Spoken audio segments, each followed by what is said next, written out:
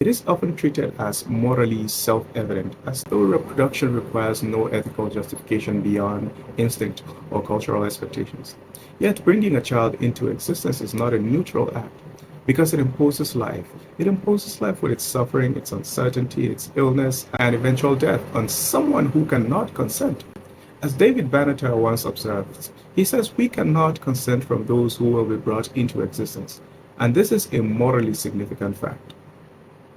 Once that point is acknowledged, the burden begins to shift, because what warrants placing another being inside the condition of existence without the being's consent? And in religiosity, though, once an act is framed as sacred, questioning it becomes socially and theologically difficult, abominable.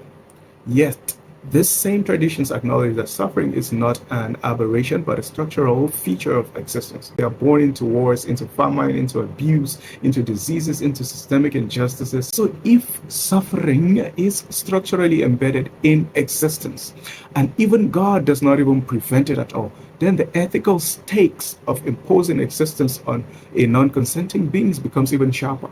On what grounds does a human agent claim the authority to create another being who must endure conditions they cannot refuse?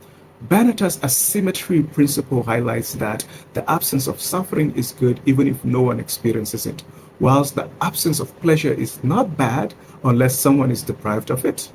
Existentialists such as Camus and Sartre emphasizes that existence is marked by absurdity, by contingency, and unavoidable pain. In the moral luck theory, much of a person's life is shaped by forces beyond their control, including their birthplace, their genetics, their race, socioeconomic status, and even exposure to violence.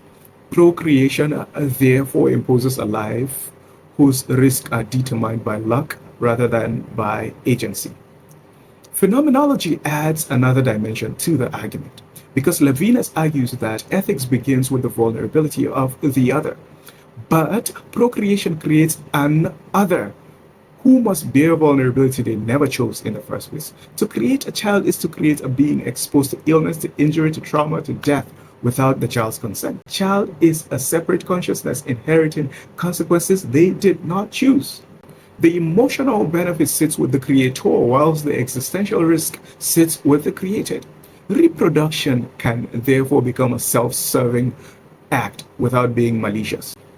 Is it morally defensible to create a life to satisfy a parent's desire when the child inherits a vulnerability they never asked for? Procreation is not morally neutral.